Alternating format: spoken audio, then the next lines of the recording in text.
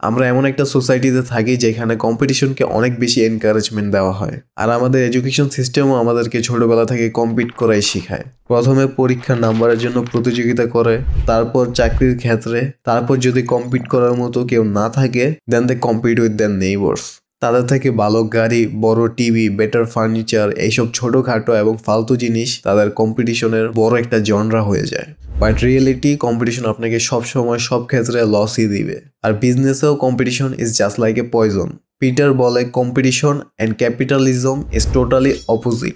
একটা profit generate করার সাথে রিলেটেড আর একটা প্রফিট ডিক্রিজ করার সাথে রিলেটেড। চলুন একটা এক্সাম্পল দেখা যাক।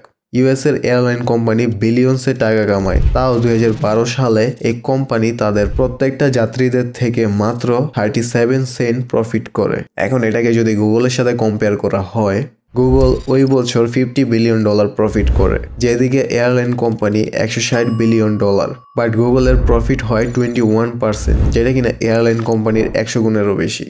এটা এজন্য হয় কারণ এয়ারলাইন কোম্পানিগুলো তার মার্কেটের অন্যদের সাথে কম্পিট করতে গিয়ে নিজেদেরই টিকিটের প্রাইস ডিক্রিজ করতে থাকে, কিন্তু অন্যদিকে গুগল তার মার্কেট নিজে একাই ডমিনেট করে, অন্যদের সাথে প্রতিযোগিতা না করে।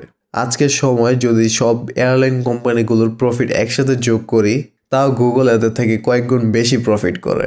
গুগল এটা করতে পারে কারণ গুগলের সার্চ ইঞ্জিন একটা মনোপলি, আর এখানে গুগলের কোনো বড় কম্পিটিটর নেই।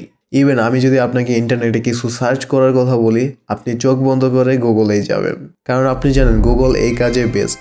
ঠিক এভাবে আপনি যদি হিউজ সাকসেস অ্যাচিভ করতে চান, তাহলে আপনার প্রোডাক্ট অথবা সার্ভিসের মনোপলি ক্রিয়েট করা লাগবে, যাতে আপনার থেকে বেটার অপশন এক্সিস্টই না করে।